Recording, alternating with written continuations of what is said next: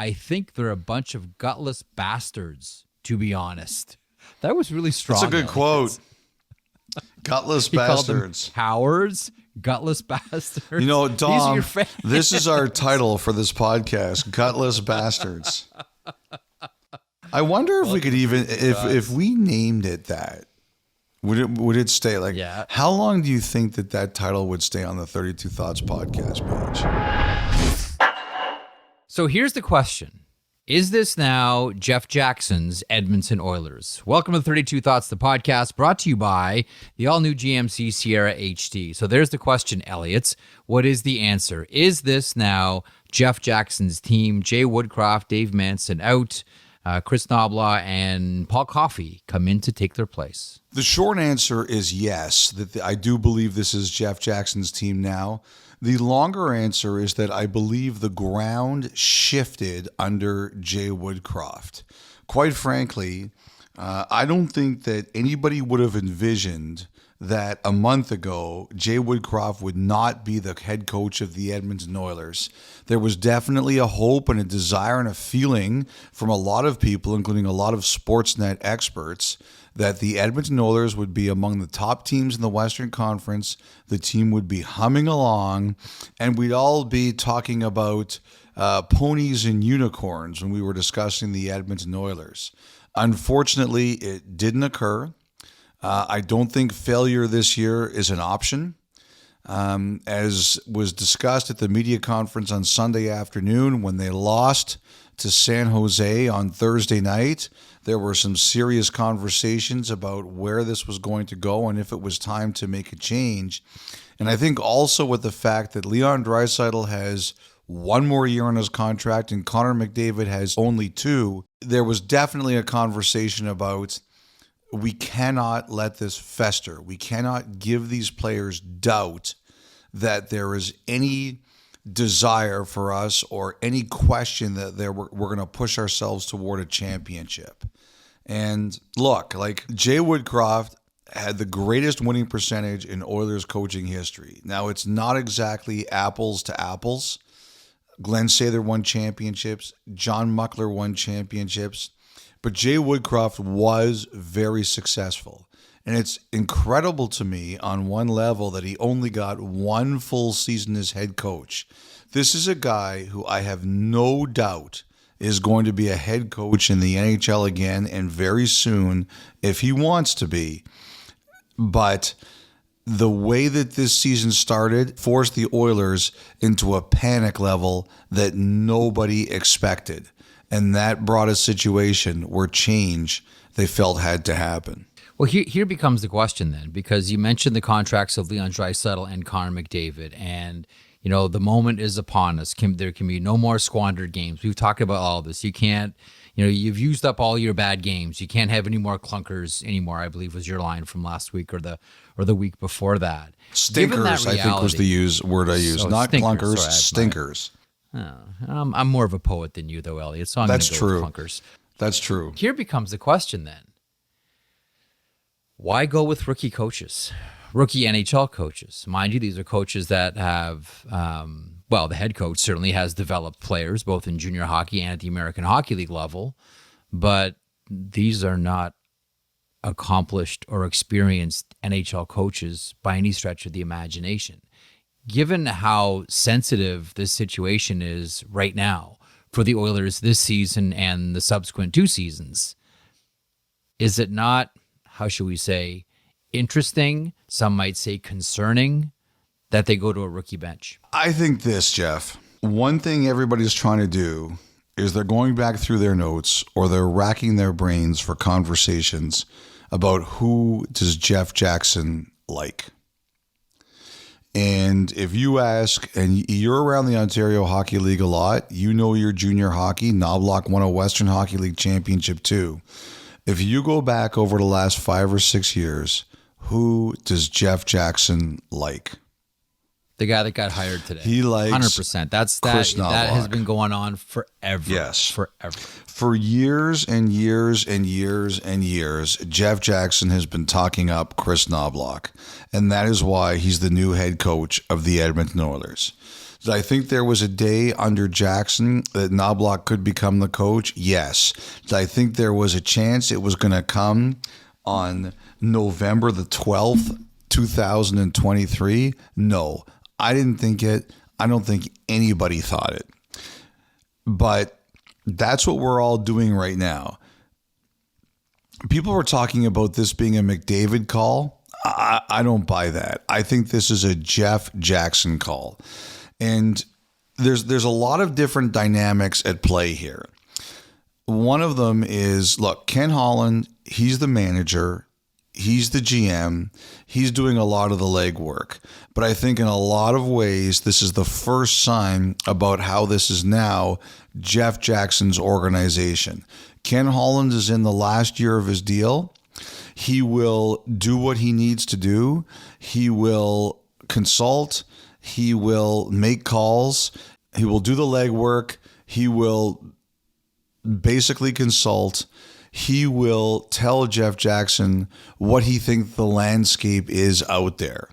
But because Holland's in his last year, I think you're beginning to see the turnover. The turnover to Jackson. Paul Coffey is another guy who's got a big voice. I think what we saw today was sort of an understanding that their Oilers are in their transition phase from Holland to Jackson. And because Jackson is a huge Knoblauch fan, I think in a lot of ways, this was his call. One quick aside here, and I want to get back to Edmonton, but I want to make sure we get this point in because we've talked about on this podcast a couple of different times. Years ago, Nashville granting Kirk Muller permission to go to Carolina. He was coaching in Milwaukee, the AHL affiliate. This doesn't always happen. The season's underway. You don't want to let your head coach go in the American Hockey League because of how important that team is for your parent organization. Do you have a thought on the Rangers essentially allowing this to happen for each? Well, first of all, not every team would do what the New York Rangers did. As a matter of fact, I heard from one team on Sunday that absolutely would not do what the Rangers did. But at the end of the day, Kris Knoblauch is being given a once-in-a-lifetime opportunity, and that is to coach Connor McDavid and Leon Draisaitl at the NHL level. And good on the Rangers for allowing that to happen. Not everybody would do it.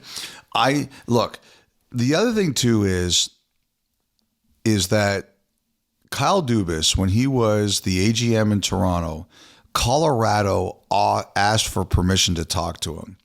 And the Maple Leafs, and this actually went down the road, and it looked like he was going to be the GM of the Avalanche. And at the last minute, the Maple Leafs pulled back and said, we're not going to allow this.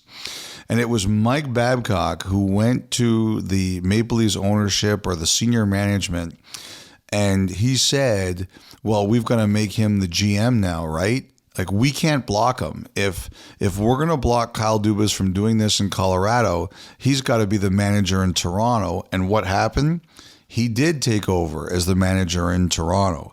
So I think if you're the New York Rangers and you're going to block Knoblauch from getting that job in Edmonton, you have to promote him. And you have to promote him soon. Well, look, Peter Laviolette's the new head coach. Knoblauch had a chance to become the coach in New York. He didn't. They went to Laviolette. They liked that choice better. And look at the job Laviolette's doing. They're off to a great start. So I think if you're the Rangers and you don't have a chance for Knoblauch to grow in your organization, I do think on a lot of levels, you should let him go.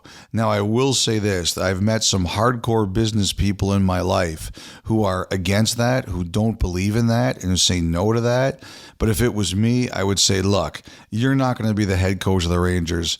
Go there. And I'm glad that New York did that. Back to the Oilers. What did you make of, and we're going to get back to Kris Knoblauch here and Paul Coffey, but what did you make of that moment where Ken Holland said he had spoken to vets and Jeff Jackson said, we didn't talk to the players about this decision, they just play?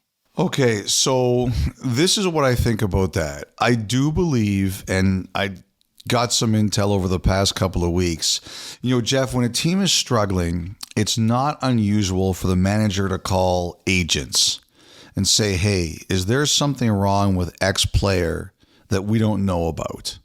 We need X player to play a lot better. Is there something bothering him? Is there something in their life that we're not aware of? Is there something we can do? And I think a lot of those calls were going on. Sometimes when a coach will tell a player, we need you to be better, or a GM will tell a player, we need to be better. But sometimes the GM will call the agent and say, hey, we need you to help us impress upon this guy that he needs to be better, unless there's something going on that we don't know about. And I think all of that was happening. I believe over the last couple of weeks, especially since the outdoor game, the Oilers were meeting with a lot of players and saying, what are we going to have to do to make this better? I think at the end of the day, Jeff Jackson made this call. I think Ken Holland obviously consulted with them. I think that I take them at their word when they said the two of them discussed this and said it was time. But ultimately, the fact that it was Kris Knoblauch, that says to me it was Jackson's call. I don't think the players overthrew Jay Woodcroft. I don't buy that. I believe at the end of the day, Jeff, that there is so much on the line with this Edmonton season. They have to contend. As I said, the contracts coming up with Draisaitl and McDavid, the idea of going backwards was not allowable. It was not an option. Now, I think a couple of things. I think the Oilers were feeling they weren't throwing in the towel on the season. If you take a look in the last 5 years, you had St. Louis going from last place early in January to winning the Stanley Cup in 2019. Last year, you had Florida going into the Stanley Cup final after being on fumes in January and February. I think Edmonton looked at it and said, if we're going to make the move, we're going to have to do it now because failure this year is not an option. And that's why I think Jay Woodcroft is no longer the coach. Not because he's a bad coach, not because he suddenly became stupid, but because the Edmonton Oilers looked at it and said, failure this year is not an option. One of the things I reported on Saturday night is the Oilers had called around the league to try to find, is there something we can do?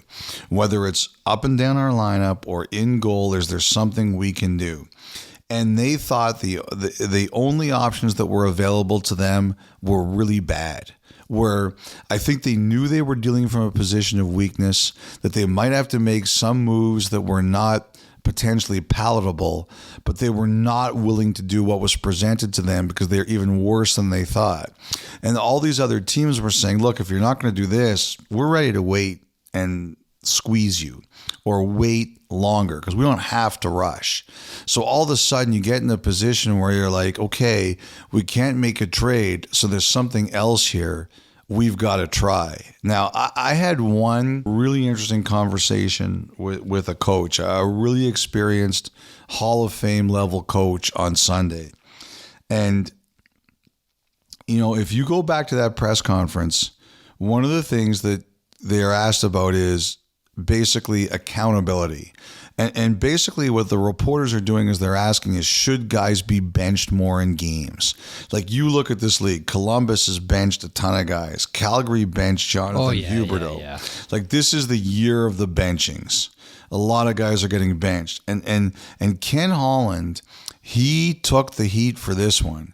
He said, look, Jay Woodcroft and I had talked about that, but because of the moves that I had to make, basically Holland says the roster's too thin to bench anyone. And I give credit to Ken Holland because he didn't try to blame it on anybody else. He didn't say it was, he said he ate it. He took that poop sandwich, he poured some paprika on it, he maybe gave it a couple other seasonings, and he ate it. And what this coach said to me is that in Jay Woodcroft's next job, and again, it will come soon, if he wants it to, that's the one thing he thinks Woodcroft will change. He said, look, they had to win games. He couldn't bench guys. In his next job, he will bench guys because Woodcroft's going to look at this and he's going to say, if I could do something over again, he would have benched guys, but I couldn't because my roster wasn't deep enough. And I thought that was really instructive that Holland said that. This is going to sound like a dumb question, but you know me for a long time. Mm-hmm. What's different now? Like, the Oilers play against the New York Islanders on Monday. So this is the debut of Kris Knoblauch on the David Amber show. show. The Edmonton Oilers. On the David Amber Rogers Monday Night Hockey. He was there for Connor McDavid's first game in the NHL, a Thursday night against the St. Louis Blues. He's here for the Kris Knoblauch experience with Connor McDavid. Because Knoblauch at the press conference, one of the things that stood out for me was when he said, and I can't fault him for being honest, he said, we can only change so much. This is who we have, and this is who we are. So what's different now? Like, I know there are two different coaches. I get that. But it's still the same team. I know this is Jeff Jackson's team now. Yeah. And he's calling the shots. He's got the hands on the wheel. So that's different. But it's still the same players, the same curiosity about, did Connor McDavid come back too early, and is Matthias Ekholm still hurts? And what are we going to do about all the high danger chances we're surrendering? And how about these goalies that have been hard to hit all year? What's different? What's different is this, young Merrick, even though you're older than I am. Call me young. Yeah. The excuse is gone. Like, again, I will. Well, that's what I was getting to. This is all on the players now. I will say this until I'm blue in the face. This coaching change was not about Jay Woodcroft. It was not. This coaching change was about Edmonton cannot afford a disastrous season. So what are we going to do to try to change things? That's what this is. You heard Paul Coffey talk about it. You heard Jeff Jackson talk about it. You heard Ken Holland talk about it. After they lost to San Jose on Thursday night, they all started to say, it's time. We have to try something else. And that's where it is. And you can take a look at it this way. Jay Woodcroft has 14 playoff wins with the Oilers. Only 3 others have more: Sather, Muckler, and McTavish. He's the first Oilers coach to take the team past the first round of playoffs in consecutive seasons since Ron Lowe. We all know about the goalie issues. I mean, we can all take a look at this and say he's got a 64% winning percentage, 78, 41, and 13. It's a great record. This was not about Jay Woodcroft. It was as a coach. It was about losing and going badly at the absolute wrong time. And it forced the team into action. The ground shifted under him. Holland was a guy who brought in Woodcroft, and there's a new sheriff in town. And but the thing is, I don't think Jeff Jackson was looking to get rid of Jay Woodcroft. But all of a sudden, the season starts the way it starts, and you're sitting there and you're saying there's so much at stake. What can we change? All right, we changed the goalie. That's one. We tried to make moves. Not happening. Not right now. What else can we change? Well, there's a coach out there that Jeff Jackson really believes in, and we feel that we're backed into a corner that we have to do something. That's what happened here. When I say the ground shifted under Jay Woodcroft, that's exactly what occurred. He went through a losing streak at the absolute worst possible time. Life, Jeff, sometimes it's about who you know. Sometimes it's about what you can do. Sometimes life is about location, location, location, the 3 most important words in the English language. But sometimes life is about timing. And Jay Woodcroft's worst stretch as head coach with the team came at the absolute worst possible timing. Elliotte, we've talked a lot about Jay Woodcroft on this Sunday as we record. We should probably park a little bit of time as well to talk about another coach who was dismissed, and that is Dave Manson, who for a lot of years did a lot of good things with and for a lot of good defensemen. Yes, and Dave Manson, people of our generation, when they think of Dave Manson, Jeff, they don't think about the defensive coach. Boy. They think about one of the most intimidating players in the history of the National Hockey League. Terrified people, legitimately scared people, Elliotte. There were people who did not want to skate within 14 feet of Dave Manson because they were frightened about what he would do to them. And in many of those cases, Jeff, it was for good reason. Well, many of you probably saw the story a couple weeks ago about the Colorado Avalanche this year had a mother's trip, and at the suggestion of Ryan Johansson, there were a number of shirts that said "For Lana." And Lana was the mother of Josh Manson and the wife of Dave Manson. And she passed away in August in Saskatchewan after a battle with melanoma cancer. And, look, like, I don't want to trivialize it or undersell it or oversell it in any way. I think everybody understands how hard that would have been for Dave. And then, as much as the professional challenges are, they would pale in comparison to the personal challenges that he went through. But it's a lot. It's a lot for someone to go through over a 2.5 to 3 month period. So just want to say, hope Dave's okay. And like Jay Woodcroft will be coaching in the NHL soon, you only assume that Dave Manson will be too, if he wants to. So just hope he's doing all right. And I know there is a league full of people who are thinking about him. There's the business and there's the human side. And sometimes the business really sucks. And I think for a lot of people, they would be thinking about Manson on Sunday. As I mentioned, the first game in the Knoblauch era, Monday against the New York Islanders. Anything more you want to add on the Edmonton situation before we move this program along? We spent so much time on Edmonton last podcast. This is turning into a rival for Bob Stauffer's show now.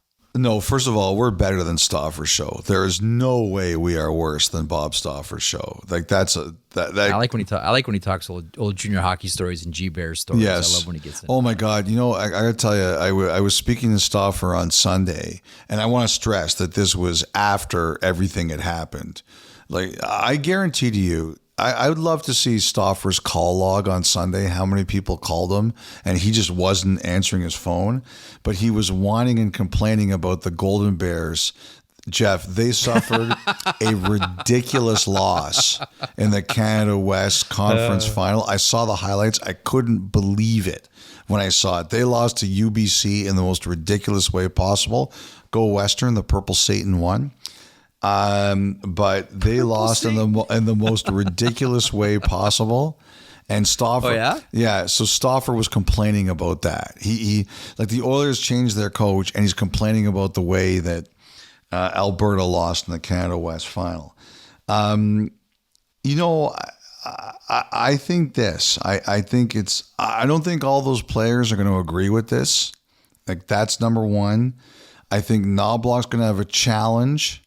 Like that's number one, is that I don't think all the players agree with this. Knoblauch goes in there after a win, so everyone's going to feel a little bit better about themselves. But I will say this. I think one of the biggest challenges is that, McDavid hates to lose. And when he loses, he is miserable. That's the thing I like about him the most. Like, you can talk about his speed, you can talk about his skill, you can talk about all the things he does. He does a lot of great things. I think the best thing about Connor McDavid is he is miserable when they lose. And because they've been losing a lot, he's their captain. He's miserable. So the whole team is miserable. When your captain and your leaders and your coach is miserable, and I think Woodcroft really tried not to be, but when McDavid's miserable because he's the captain, the whole team is miserable. I think Knoblauch, who knows him because he coached him, is going to have to get him out of that. You know me and my love for grumpy hockey players, though. Yeah, right? I'm never going to complain.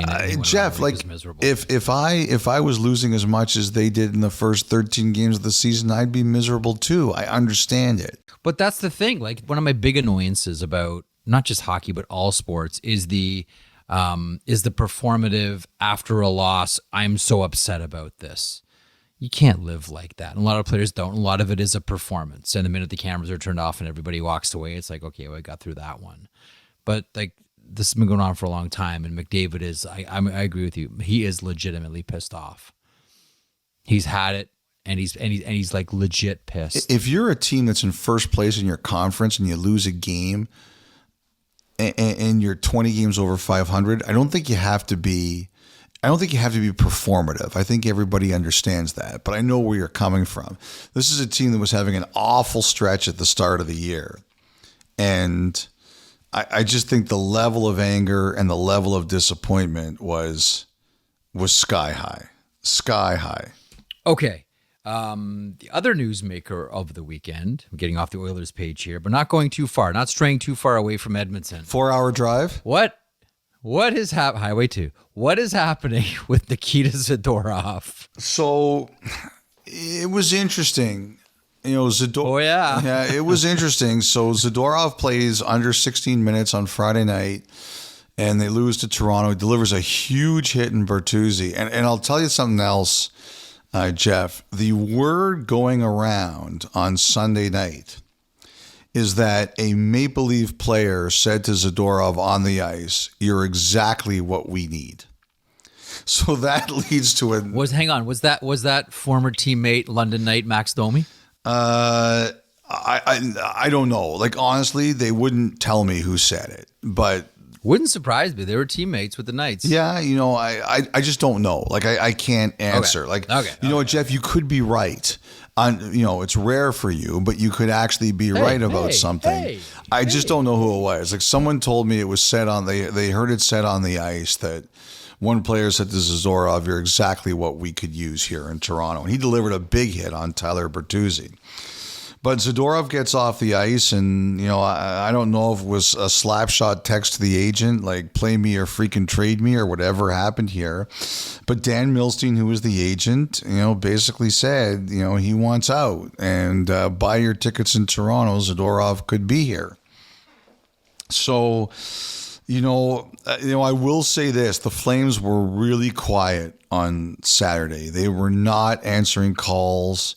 They weren't getting back to me. It reminded me of my high school days when I used to try to call members of the opposite sex and say, "Would you like to go on a date with me?" And I just never got an answer. That, Craig Conroy, I want to tell you, it really hurt. It brought back traumatic memories. Anyway, I think that Calgary wanted to dial it down. I think they wanted to calm it down. If you listen to Zadorov talk to Ryan Leslie and the other media after the game on Saturday night in Ottawa, he basically just said, "You have to understand, but I'm not going to go into it any more than that." And, I think Zadorov, if he's only going to play 15, 16 minutes a night, I think he'd rather do it in another situation. And but I think the Flames were upset. I think some of the players were upset.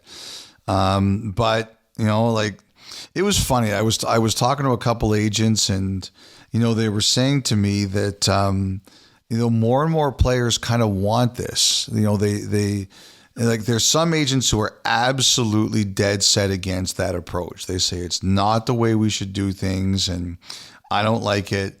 But there were a couple agents say to me that this newer, younger generation of players, they see how the basketball players kind of control the narrative and they're in charge. And they're I had a couple guys tell me that they have to fight off some of their young guys about this, that their young guys are like, do it. And they're like, that's not the way that this should work. So, we're kind of in that middle ground. But, whatever the case is, I think Calgary's got some interesting stuff going on. The one thing I think the Flames said is, we're going to do this on our schedule. Maybe we'll trade Zadorov. If he doesn't want to stay here, we'll do it. But we're going to do this on our schedule. It's not going to happen on his schedule. It's going to happen on our schedule. And I do think that, going into Friday night, they weren't that far out of the playoff race, and it's still early, but they got at one point of a possible 4 on the weekend. We'll see where everything is, but I do think the Flames kind of just wanted to see how this season would play out. But now you've got Hanifin, where it looked like an extension was getting close, has fallen apart. There's nothing yet with Tanev. Zadorov's agent pops off like this. All of a sudden, once again, you've got 3 UFADs. The one thing I really think it did was it brought some other teams into the conversation.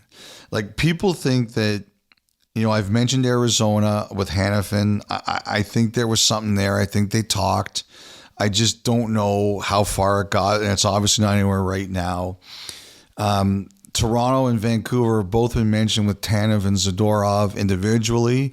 And I think Toronto would love to have both of them if they could. And I don't know if it's with an extension or I don't know how it is, but I just think that Calgary said, look, like, this is going to happen on our terms, but I think it brought other teams out of the woodwork. That, like someone said to me on Sunday, you got more work to do now. Like, everybody knows about Toronto and Vancouver. Now, because of that tweet, who else is out there? You got to do your work and figure out who else is now involved. So I think if that did anything, it brought other teams into the equation. And now, but it's on Calgary's timeline. Like I said, they made it very clear, we are going to do this when we are ready. Now, a couple other things with the Flames. Number one, Lindholm has got to get going. Like, he's not helping himself here, and he has got to get going. And 8 points in 14 games. Yeah, but the thing is, like, just not a huge impact, right? Like, he's got to make more of an impact. And secondly, and I give you credit, which I don't like to do too often, but Huberdeau changed. Say it loud, so say it loud, so everyone can hear. I give you credit, but I don't like to do it too often. You were the one who pointed out that Huberdeau changed his equipment. And Bauer, using some Bauer gear now. Yeah, so I looked into it, and I was told that I'm going to get the answer for you here. Yes, he changed everything at the beginning of the season, everything except the stick. But that's a good that's a good pull on your part. A really good pull. There's it's a geeky pull, I know, but it's one I of like those that. things that I respect when that. There's respect. No making fun. When they're that's respect. When they, I don't like this complimentary Elliotte. I like the poking fun at me, Elliotte Friedman. No, but that's what players do when they want to change everything. It's like, okay, everything's going to change. I want new gloves. I want new helmet. I want new skates. I'm going to try a new stick, a new pattern, new everything, just to get rid of that old feel from last year. I mean, it's not that uncommon. I think I mentioned here a couple of weeks ago how, Ovechkin was using, because I guess his CCM contract ran out, and he's not a Bauer client, but he was using Bauer sticks. I think he's sampled Warrior as well. I think they shipped sticks to him, and I think that, like, Huberdeau is not a Bauer guy right now, but I think he's trying out their product. And you do that, like, you change your whole. It's one of the things that whenever players are going through slumps, I kind of look at, like, okay, what's different? What are they trying to do? And sometimes you can see, oh, those are different gloves. Oh, those are different skates that they're using. And Huberdeau just joins a long line of those players that are, trying new things to try to get a new feel for their game. So hope it works for them. I really do. I really now. But the thing is, I always wonder about that, specifically with skates, because players are so sensitive about skates, and it's such a huge part of your game. That's got to be the one that perhaps is the most difficult to change. Once you get used to your brand of skates, to change to something else, you talking to the guys, like that's the biggest adjustment. But we'll see. We'll see where that goes. By the way, one more note on Zadorov, circling back, as I'm fascinated now who would have said that. Mitch Marner was also on that 214 team. Oh my God. I don't know who it was. I just heard that had happened. I'm just doing my best Elliotte Friedman. Was it Max Domi? Was it Mitch Marner? Was it Chris Cherney? Was it Josh Anderson? They were all on the team. But the difference is, like, when I do that to you, you know who it was. I honestly don't know who it was. Oh, okay. What a wild weekend in Toronto, too. For example, when Klingberg didn't play on Friday against Calgary and Sheldon Keefe said he was hurt, I had people telling me he was going to Robidas Island. Oh, my goodness. Can you imagine? No. And he played the next day, and I'm sure he wants to play in Sweden, which I completely understand. But and I thought it was really interesting that on Saturday night, Reeves doesn't play, and they get two instigators, Giordano and Domi for defending themselves. And the only thing I think about there is normally they're kind of waiting for Reeves to do it. And now with him not there, the group is saying, well, we can't look for anybody else. Now we're going to do it. When they talked about standing up for themselves, that's exactly what they were talking about. It was almost as if Reeves not in the lineup. Well, we can't wait for him. We have to do it ourselves. Someone's got to do it. You know who's doing it right now? The Florida Panthers. Yes. Can we talk about them for a second? Absolutely. Keep parking on the Panthers here. Now, Ekblad and Montour are on the horizon. Yeah. It sounds like Ekblad's going to be a little bit longer, but there's some talk that by the end of the California trip, they may get these two back. They got Sam Bennett back in the game against the Blackhawks on Sunday. They're 7-2-1 in their last 10. Yep. They've won four games in a row, and they sold out Sunday afternoon for Connor Bedard and the Chicago Blackhawks. Now the Dolphins weren't playing, okay, so they so that there's no conflict there. So but you still, look at the 19K on a Sunday, and you go, "Wow, that's a great number." But it's just a great number. Like I'm happy for the Florida Panthers. Bennett's back and some defensemen back. They're second in the Atlantic, 9-4-1. Things are looking good here for the Florida Panthers, Freach. They are, and especially with all the injuries, as you mentioned, they've done really nicely. Like, I'm a money puck guy. I shouted them out on Saturday night. I really like their site. Expected goals, they're sixth among the NHL teams, all teams in expected goals. And I know that there's teams out there that are always very careful about me using that number on the public sites as opposed to the private information. But I still think, if you're sixth, that's probably means you're trending very well. They're seventh in shot attempts percentage. Like they're controlling the play. I think they deserve a lot of credit for what they've done so far. And the interesting thing about this is we're starting to get closer to the Patrick Kane decision. I think this week he's going to start talking to some teams. Like Bill Zito, the GM of Florida, has been one of the most aggressive general managers when it comes to Kane. Like they don't have a ton of money. They can't offer him the most money. They can probably offer him only a 1-year deal. I'm not 100% sure on that, but I know they can't offer him a ton of money this year. He is like the salesperson, the phone salesperson that calls you during dinner. Oh my God, this guy again? Like, leave me alone. Like, I heard he's been very aggressive with Kane. Come here. We can't give you the most money, but we can give you a chance to win. And, last year, obviously, they went to the Stanley Cup final. But, this year, I don't think we were expecting any more. But that team's record is good and their underlying numbers are good. And I don't know if Kane's going to end up there, but Florida, incredibly and maybe unbelievably, has made its case early in the year with how they've played. I have to tell you, so I wanted to mention something else. There was a story that came out on Friday night about Logan Thompson and not being able to put the ribbon, the Hockey Fights Cancer ribbon on his mask. He's played 3 games in a row with a Hockey Fights Cancer mask, and Grubauer played with one too. So it's weird. Like it seems to me very strange that 2 goalies would be able to play with one and one without.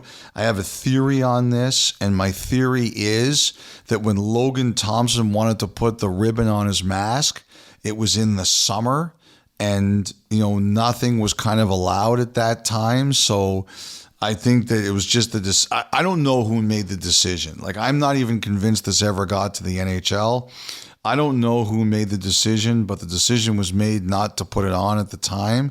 But put it this way, I think if Logan Thompson just showed up in his next start with a Hockey Fights Cancer ribbon on his mask, I don't think anyone's going to care. I don't think anybody's going to complain. I don't think that's going to be a problem, because you look at Grubauer and you look at Bobrovsky, and they're wearing the masks. So I don't know what happened here. It's strange. It's different, but I just can't imagine this would be a big deal, considering the other 2 guys are wearing the mask, and Bobrovsky's done it for 3 games in a row. And I'll tell you this: I want to shout out Bobrovsky. Bobrovsky's mask is beautiful. Like it is a beautiful, beautiful mask. And when you think about things in the league that can be done to show how players care and things like that, first of all, Bobrovsky was a guy who, during COVID, he was very generous in helping out some people who either lost jobs or lost wages during COVID. He was extremely generous. And secondly, that mask is a beautiful tribute to Hockey Fights Cancer. A lot of credit to Bobrovsky. That's gorgeous. I think that all the Hockey Fights Cancer masks are beautiful in their own unique ways. And when the conversation turns to that, I will always shout out and draw people's attention to the history of this type of mask. And I don't know about you, Friedge, but not that I want to say that one's better than another, but I got a special part in my heart for when Jimmy Howard put the picture of Dave Strader on the back plate. Yeah, it's a beautiful one too. That was beautiful call. That was maybe my favorites. A couple of more things before I get to break and the Montana's thought line. You reported on Samuel Montembeault. By the way, Jake Allen, really good game. Allen was great on Sunday. Albeit in a losing effort, but Jake Allen was great. Samuel Montembeault and a contract extension with Montreal. Where are they at? So I think they're working on it. One thing I think Montreal would like to do is I think they would like to solve this 3-goalie issue. And one of the ways they feel that they can proceed about solving it is Montembeault staying. And Montembeault statistically this year has had a good year. I think when you use some of the advanced stats that his numbers have been quite good. I'd heard they were talking to him. The one thing that someone said to me is you got to be careful with this stuff because, I love when people point out my mistakes, but they said, look, you said Hanifin was close to getting done and now it looks like he's probably going to get traded. And it looked like it was close, and then it kind of fell apart. So, this person said to me, I don't want to handicap Montembeault because you were an example of something there that that looked like it was close and didn't work. So after I was finished pulling the shrapnel out of my heart from this dressing down, I just kind of said, look, I think they're really trying. Montembeault in the postgame was asked about it by Eric Engels. He said, look, yes, we're talking and nothing's done, but I'm hopeful.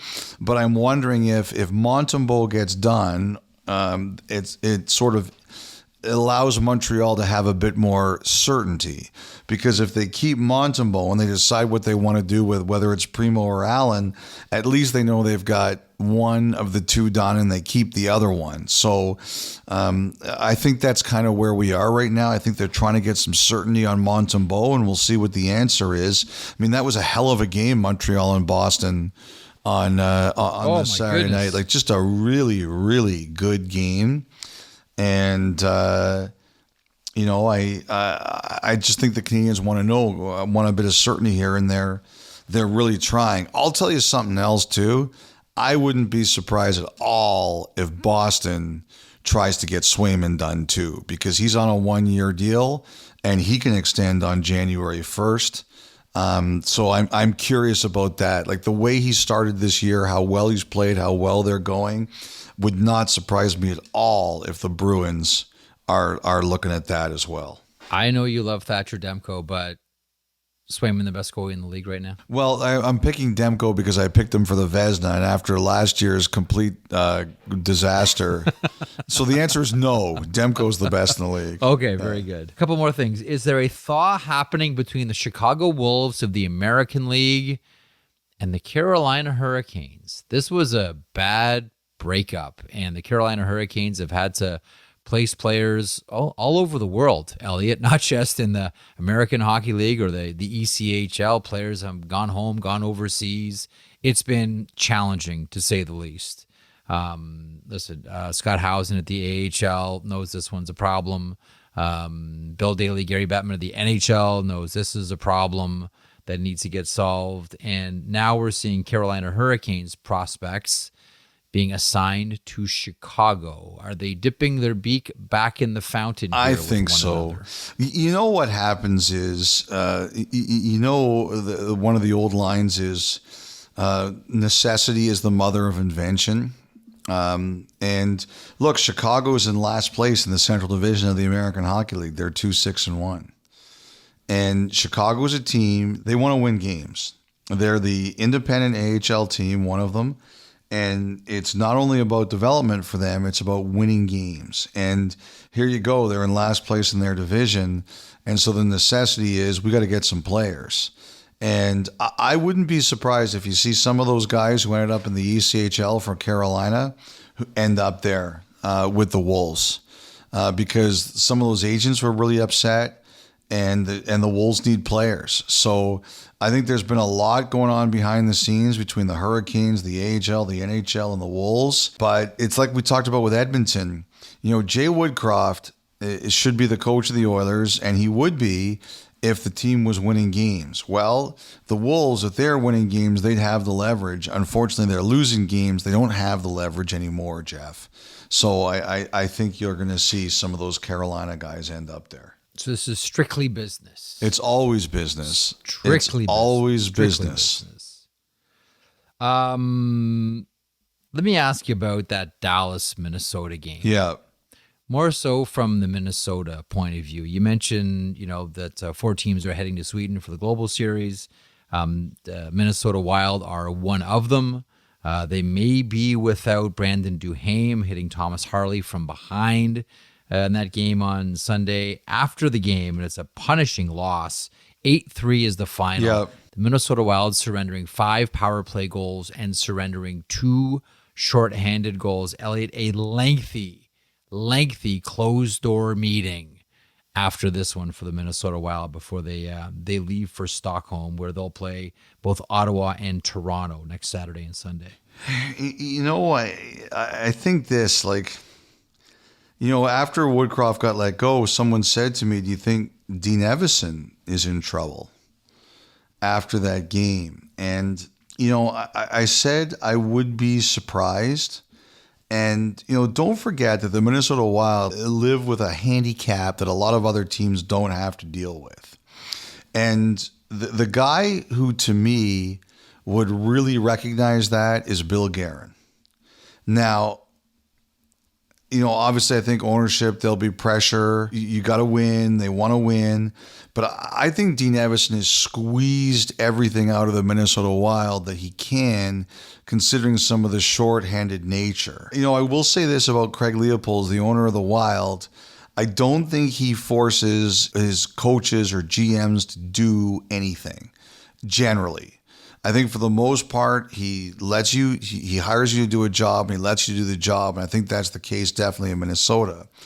But one of the stories I was told, and I meant to ask Chuck Fletcher this at the draft, but I didn't, although I believe it to be true, was when Chuck Fletcher fired Mike Yeo as head coach of the Wild. They lost an afternoon game. They were really struggling.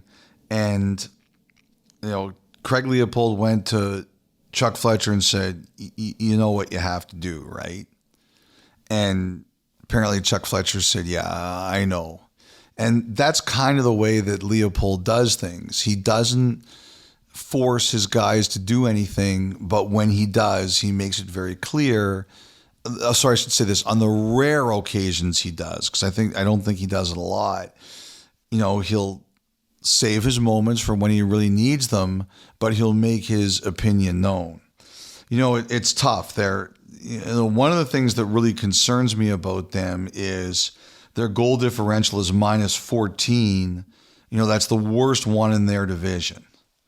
And I think goal differential is a very important stat. I think it's a very big deal. Of course, it doesn't help that they were minus 5 on Sunday night. But the one thing I really do believe is they have a handicap that nobody else has. And I believe Evason does a great job of drawing out the most he can from a team that is shorthanded compared to everyone else. And, the final thing I'd say about Minnesota is Kaprizov has not had a great year. He hasn't been himself. And, Vancouver's proof, if your best players are your best players, it can make a big difference. But I think the thing is, too, is that Gustafsson has struggled, Kaprizov has struggled, and I just think it's sort of like the anti-Vancouver. Vancouver has overachieved because their best players have been phenomenal. Minnesota's struggling because their best players haven't been. I look at Colorado. They're struggling right now too, and Francouz is gone for the season. Francouz is they gone. signed Joel Kivarenza. Yeah, it's gone for the season. There are some really good teams out there. Like, take a look at Edmonton. They are struggling, obviously. Seattle went to the second round last year. They are really struggling. Minnesota is struggling. Colorado's still in second place in their division, but you've got Bednar basically calling them garbage. But that'll work with that team. Like, those guys will understand what he's talking about. You've got the Islanders, Ottawa, Buffalo, teams that had big hopes. And I have to tell you, like, I know that the goalie isn't there, Vasilevsky, and it is a big deal, but I've had a couple people tell me that they're starting to see some real warning signs about the Lightning. That, everybody thought they'd get a summer off and they'd be all right. But, I have to tell you, and I've said this many times, right off the Lightning at your own peril, and I wrote that at the beginning of the year. But there are a couple of people who know how much I really like the Lightning, and they say, I don't know, like it might be time there. Like, it just a lot of wear and tear on those bodies, and it might not be as simple as one early summer. But I remind you, it is the fool who bets against the Tampa Bay Lightning. 1,000,000,000%. Hey, you mentioned the Islanders there a second ago. I wrote this down earlier and I forgot where I wrote it down because, I'm losing my mind. What did you make of Casey Cizikas blasting Islanders fans after they chanted for Lane Lambert's firing? Here's the quote. It's the same thing as Tkachuk. If they want to be like that, they can stay home. Man, that's a tough one. Whether you're the communications director, whether you're the owner, if you're in charge of marketing, that's a tough one. When the players are telling fans to stay home. Yeah, it's generally not the marketing pitch or slogan that you'll put up on your building. Stay home. Islander hockey, stay home. Like, you won't. It's actually kind of funny. Could you imagine? 32 Thoughts podcast. Don't listen. Yeah, it's not good. Although I will say, when I first heard it, on Long Island, like, those are some of the toughest, meanest fans in the league. I thought on one level, some of those fans might actually respect. It's like when someone pushes you to see if you'll push back. They're trying to draw you out to say stand up for yourself. I thought on maybe some level the fans on Long Island would kind of respect Casey Cizikas telling them to shove it up where the sun don't shine. Like, they'd be like, I can kind of respect that. These are the people who booed the hell out of John Tavares in his first game back. So on some level, I bet they get it. To me, it's the same thing as what Brady Tkachuk did. Your fans may not always like it, and some people will tell you you shouldn't do that, but he's trying to galvanize his team. He's trying to say, look, like, they're murdering our head coach. We have to rally around our head coach. And that's what I think that is. So, look, like,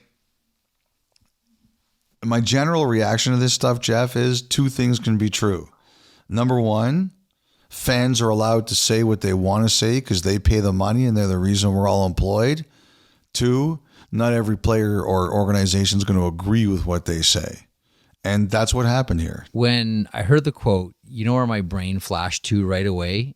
Do you remember Bob Gainey blasting Montreal fans with Patrice Brisebois?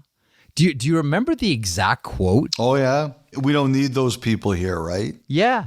But it goes on. So I looked it up. I'm like, I remember it was like really, really strong. Here's the exact quote from Gainey. This is back in 2003.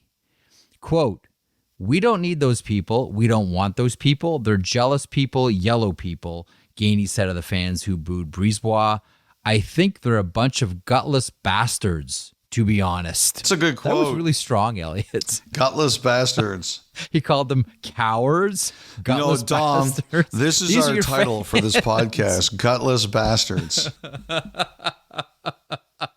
I wonder if we could even, if we named it that, would it stay? Like, how long do you think that title would stay on the 32 Thoughts podcast page? Wouldn't happen because of all the layers of editing that this thing goes through and the layers of approval that this thing goes through. There's no chance. I think Dom should try. There's no chance. See what happens. Come on, Dom.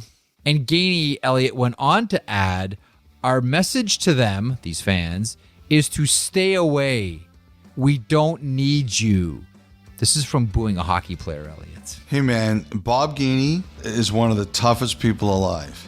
If anybody would deliver that message, it would be him. Yeah, Bob Gainey, for sure. All right, on that, we'll break Montana's Thought Line next.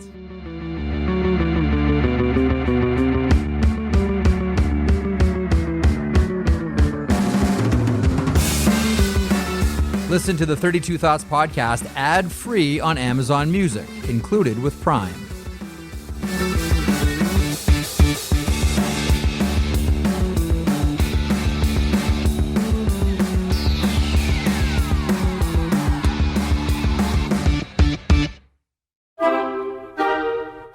Okay, welcome back to the podcast. It's time now for the Montana's Thought Line, Montana's Barbecue and Bar, Canada's home for barbecue.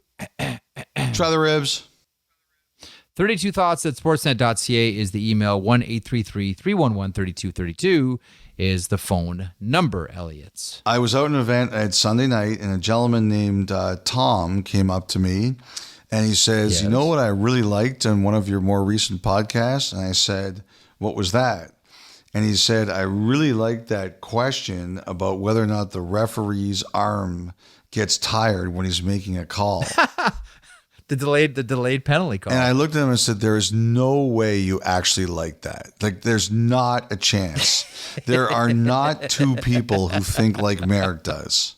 There's no chance. He goes, I didn't ask it. It was a good question. I know, but it was a Merrick question. And you awesome. Picked it. And he said, no, I really loved it. I really liked that question. And it made me think of two things. Number one, people are insane. And number two, it's always a reminder that there are great fans out there who have really different questions about hockey. So it was just a reminder to me never to treat any of your questions as dumb or not worth answering, even though I think that anything that could in any way align with the way Merrick thinks is bananas. What did you always say to me? Would you always say to me, there's no such thing as stupid questions, only stupid people asking questions? Just something along those lines? You know, when I actually, exactly. You know what's funny? Because when I actually do Q&As with young journalism students, or I'll go to like a company and I'll talk to people, one of my lines is, don't be afraid to ask questions. Only reporters ask stupid questions. So I never make fun of the questions that people ask, but for some reason, I thought that one was really bad. Evidently not. I thought it was a great one, and I thought Dave Jackson was excellent in answering it. Thank you. That was good, I have to say. That was Dave Jackson. That was really good. That was good. Yeah, he was great. Okay, let's start with a voicemail. This from, what a great name, Jeff. Hey, guys, love the show. I was just listening to your recent podcast, and Elliotte had a phone call from an Elliotte about Jack Campbell and the waivers. So Jeff here thought he would have a message for you guys. So with the Jack Campbell waiver situation, and it has to be made available to all 32 teams, what if, for argument's sake, someone, say like Zadorov, got put on waivers instead of being traded? Is he still available to all 32 teams, or is he exempt from his teams like Anaheim, perhaps? Or maybe it's not a trade, so too bad. That list is null and void. All right, guys, love to hear your thoughts. Take care. So there's a couple of things here, and I think, Elliotte, Todd Marchand may have been the canary in the coal mine on this one. Doug McLean would have been the general manager of Columbus trying to trade him, and he said he had a no-trade clause, and Doug said, I'll put you on waivers. and the team that I want to send you to will claim you, at which point I think agents realize we need to turn no trades into no moves, so he can't be placed on waivers. You can be placed on waivers and claimed by a team that is on your no trade Yes. list. So that's why if you ever look at these sites, Cap Friendly or Puckpedia, like some people have looked at them before and it says NMC and partial or modified NTC. And people are like, well, why would you need a no move clause and a no trade clause? It doesn't make any sense. And I say, oh, it does make sense. And the reason it makes sense is a no move clause prevents you from being put on waivers. And a trade clause prevents you from being traded. So if you see a player that has a no move clause, they can't be waived. If you see a player that just has a no trade clause, they can be waived. Now, one thing I checked that everybody should know is, because I had someone ask me once, if you have a no move clause, can you be bought out? The answer is yes, you can always be bought out. So there's 3 levels of protection. No trade clause, no move clause, which is even higher than the no trade clause, and the partial no trade is probably the lowest of the 3. Never mind, probably it is the lowest of the 3. Great question from Jeff. Doug. Hi, guys. I love your insights. Keep up the great shows. Puzzled by the number of players. It's another waivers question. I'm puzzled by the number of players placed on waivers for the purpose of contract termination over the past few years. I'm not referring to players who have gotten in trouble. What conditions must be met to cancel a contract instead of a contract buyout? Does the player have to agree to this? This is also a great question. We saw one recently last week with Andreas Janssen. Yes, the player has to agree. Like for example, I had a bunch of people in my DMs who were asking me, could the Oilers terminate Jack Campbell's contract? And the answer is no, without Jack Campbell's approval. And considering there's about 15 million to 18 million left on Jack Campbell's contract, he's not going to be agreeing to that. So, that is basically, it comes down to, do the player and team agree? And a lot of times it happens because a player's not happy with their situation in North America and they want to go back to Europe. They know they have an opportunity there. That's where most of these cases occur. Excellent. Again, here comes another good one. This is a voicemail. Ben in Erie, Pennsylvania. I have a question that came up during last night's Ottawa-Vancouver game. So Brock Besser scored in like 15 seconds, but it went off the bar and out, and play continued on for about a minute or so before automatic review kicked in. The play was called dead, and it was a good goal. Now, I was wondering what would happen if either team accrued a penalty during that time. Would the penalty count, or would it not count because it occurred during dead time? And would that change if it was a major penalty versus a minor penalty? Thank you. Bye. Ben, that's really an interesting voicemail, because I talked to someone in the league about this not too long ago, and we were talking about, what happens during dead time or the twilight zone time. Everything gets rewound to when the goal is scored. Well, what happens like during that dead time? What essentially counts? And penalties do. So it's not as if it's, okay, this is 1970s hockey and I should be incarcerated for what I'm about to do, but it's not going to count because that goal went in, so I'm going to fill my boots and swing my stick. No, that's still a penalty. It may count as Twilight Zone time or wormhole time or whatever you want to refer to it as, but infractions do count. You commit a foul, you will serve a penalty. So don't commit fouls. Yes, don't commit fouls, even if you think the goal's gone in and it's going to get called back and there's going to be a horn and the goal counts. Don't think you can just, do whatever you want as, Clockwork Orange style. I know Elliotte loves that reference. Clockwork Orange style. Don't do it. Can I be really petty? I kind of like it when people are petty, yes. Okay, I'm going to be really petty and trite. That's a really good call, but one thing is like nails on a chalkboard for me in that call. And I hear it all the time. And I just cringe when someone says, good goal. Why does it bother you? What's the difference between good goal or a goal? You know what officials on a video review, upon video review of the puck crossed the line, we have a good goal, as opposed to we have a goal. Oh my God. We have a goal. If we don't have a goal, do we call it a bad goal? You know my other pet peeve? You like this one too. Okay. What? Are you sure I'm going to like it? No, you're going to hate it actually. But that's why I'm going to say it. When people refer to the area in front of the net as the slot area, as opposed to the slot, how many empty calorie words are we going to add on things? Good goal, slot area. It's a slot. It's a goal. Don't need to add stuff to it. You know, I wish They're my strong enough life to stand was on their own 2 so feet. easy that I could worry about stuff like this like you do. Elliotte thinks I'm fun. Okay, one more. This is an interesting one. Kuritz from Waterloo, Ontario. Jeffrey and Elliotte. My question is about the current Connor Brown situation in Edmonton and Jeff Jackson as a whole. My tinfoil hat question is, does he not have incentive to want to keep Connor around to trigger his bonus and ultimately increase his agent commission? Or, now that he is no longer an agent, does he lose his ability to collect agent fees / commission from players? Curious if the NHL has a rule about agents who take front office jobs and what happens to their agent fees. Hang on. Big fan. Thanks to you both. And try the ribs. That is that is a really good question. The answer is yes. There are rules, and I do think so. One of the things about in the summer was there were rumors that Jackson was going to Edmonton, but it was impossible to confirm, like really difficult to confirm. And I think that one of the reasons it was difficult to confirm is because everybody was radio silent because of how he had to divest himself moving from agent to team. So yes, that is a great question. And yes, there are rules about divesting yourself from your agencies. Great questions this week.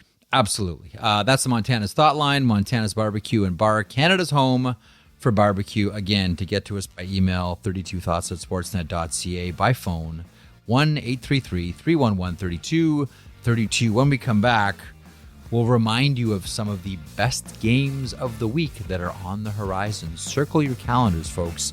And yeah, we're going overseas to Stockholm. More podcasts in a moment.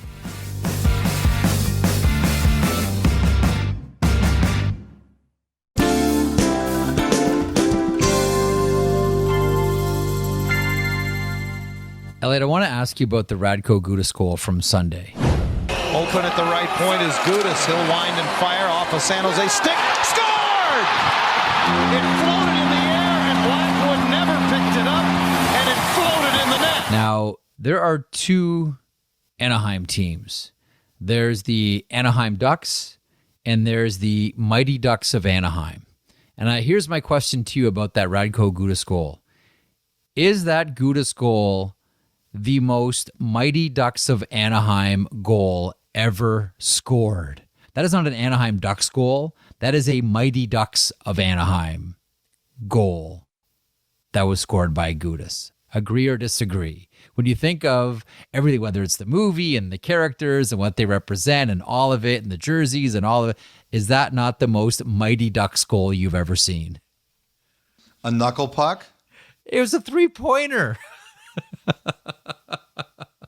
It was awesome. Honestly, it's the most Mighty Duck goal I've ever seen. It's a great question. I'm trying to think off the top of my head. I know that this is going to be, someone's going to come up with something better. Well, actually, guys, there's going to be one of those. Don't worry. Comic book guy from The Simpsons. Worst goal ever. Elliotte, before we talk about the Hockey Hall of Fame, and Monday is going to once again be a wonderful evening for hockey, and before we talk about what might be the most interesting game of the week, and then some other games later on in the week in Stockholm, I just want to shout out a couple of people specifically that I met over the weekend. Was in Lake Placid for the first time ever. If you haven't been, did you meet Mike Eruzione? Okay, I didn't really, but I went to the Mike Eruzione team shop. Can you not give a straight answer to a question? I kind of really did, but I went to the Mike Eruzione. Well, I didn't meet Mike Eruzione, but I went to the store named after him. So you didn't meet him? That counts? The answer is no, I didn't meet him. No, but I went to a place where there are autographed pictures of him. But I met someone that I really like, a guy by the name of Todd Zold, who's a big fan of the podcast. Nice. I don't think he's going to like you much after you blasted his shop, the Mike Eruzione I did not blast his shop. I blasted your answer to the question. Oh, okay. Hi, Todd. Very good. But, thanks very much. Very good, very cool spot. Todd's a wonderful guy, runs a great shop, and it was hustling. Like they do these Can-Am tournaments like every weekend. This Can-Am has gone on. Did you meet Jim Craig? I think it started. Well, I was in a shop with a picture of Jim Craig and Ken Morrow. Did you meet Dave Silk? From the team. His name was on these jersey hoodies that they were selling at the Mike Eruzione team shop, Elliotte. So they had like statues and bobbleheads of Herb Brooks, if that counts too. They got a lot of cool stuff there. Some cool hats, some dry fits, real nice. Anyway, met Todd, wonderful guy. Had a nice conversation with him. Check out the Mike Eruzione team shop when you visit Lake Placid. Hopefully, if you have kids that play hockey, they get to have the Can-Am experience in Lake Placid. It's fantastic. A gentleman by the name of Rich Kiss pulled me aside the other night as well. He's a huge podcast fan. He's a New York Rangers fan living in Philadelphia. That, sir, is brave. But I want to give a special shout out to was he one of the Rangers fans that took over Philly in that one game? Oh man, I bet he was too. Like he's like a diehard Rangers fan, so it wouldn't surprise me. By the way, I'm looking at the Mike Eruzione team shop online right now. It's cool, yeah, eh? It's some nice stuff. Those toques are really nice. Some of the hats are, the toques are. I mentioned the sweater jerseys, they're the hoodie jerseys. Those are real nice too.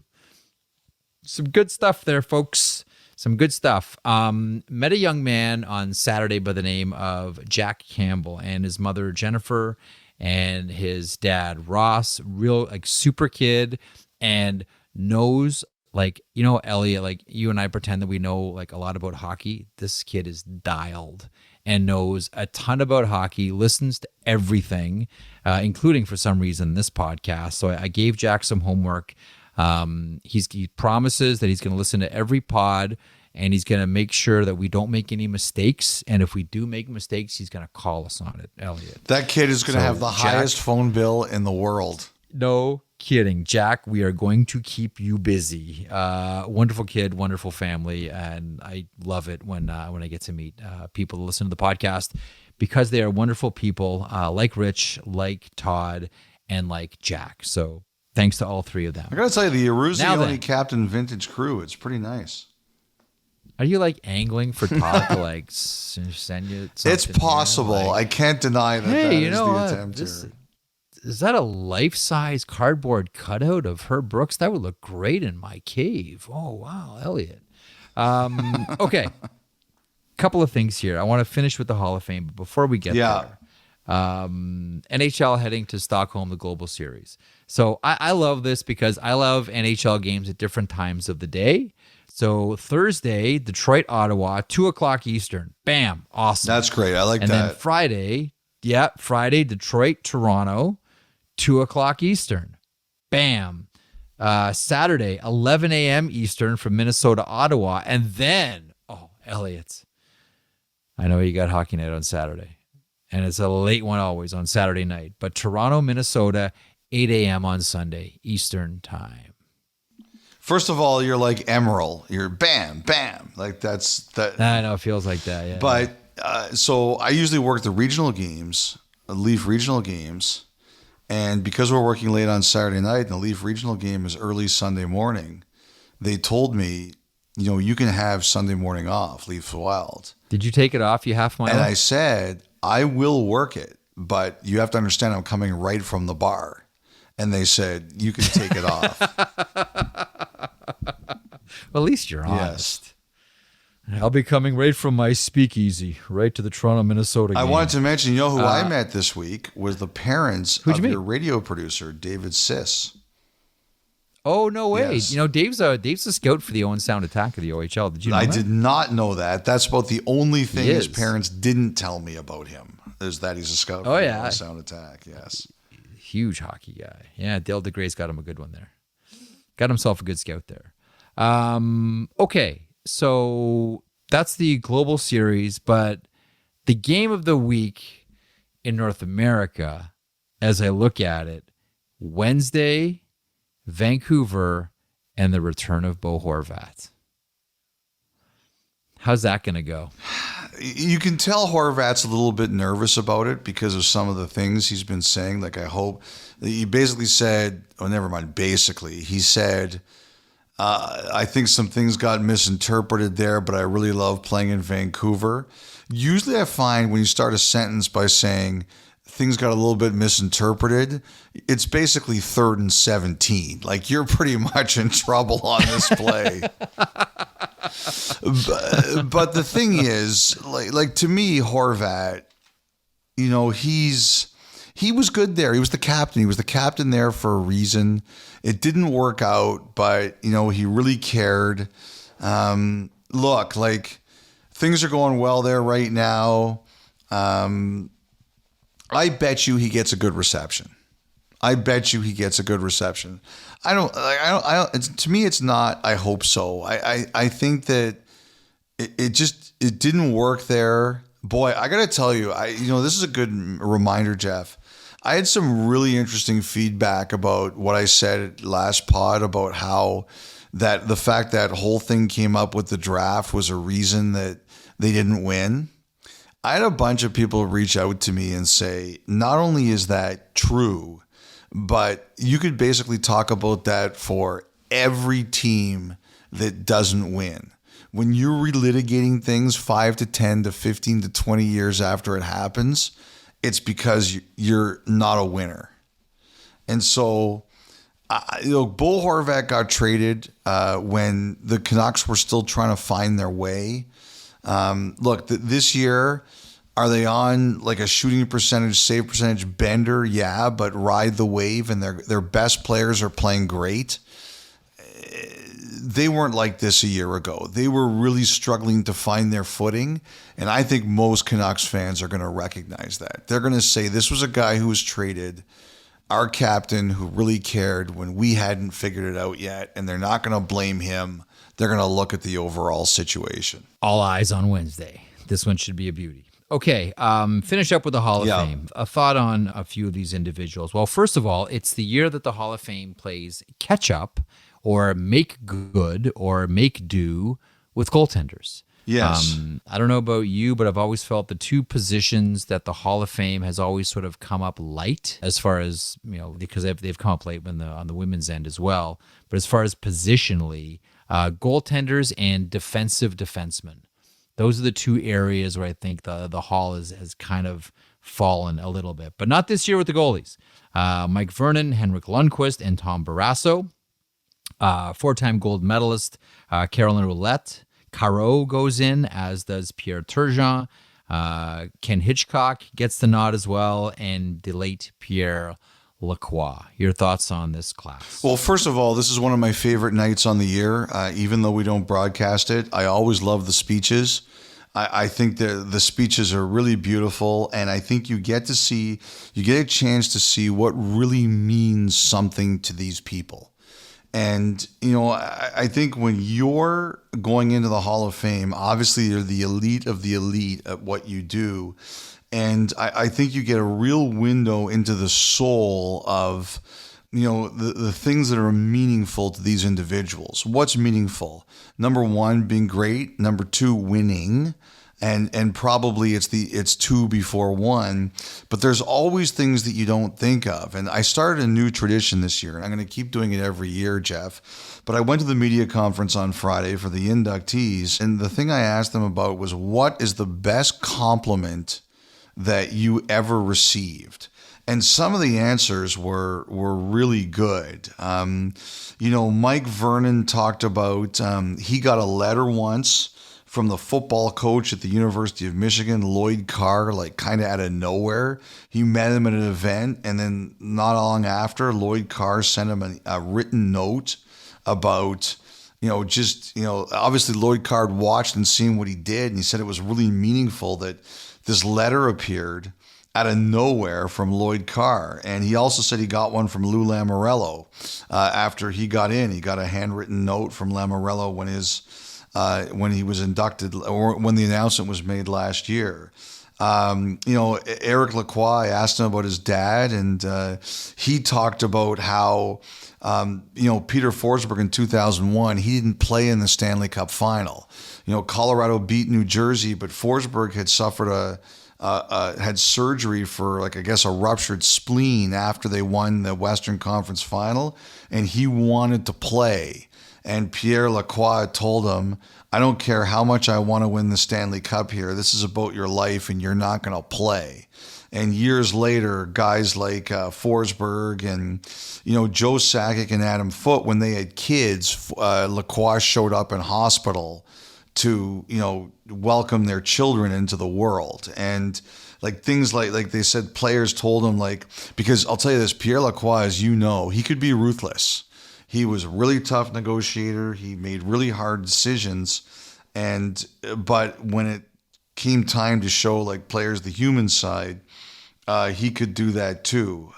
Ken Hitchcock talked about players like Mike Modano and Rick Nash and Keith Primo, who said to him, you could be tough on me, but now I understand.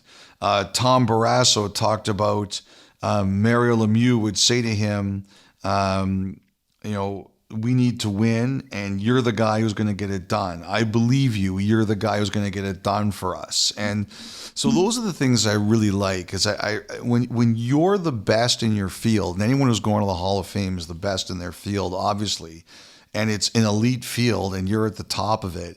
I'm always really curious to see who are not so much who are the people they thank, but what they say about those people and what really mattered to them. So I always love, Bernice Carnegie had an incredible speech last. That's the best one ever. Yeah, at the Hockey Hall of Fame, and I love that. I love watching the speeches. I really do. It's funny too, because I was going to close by mentioning Bernice as well. The bar has been set high.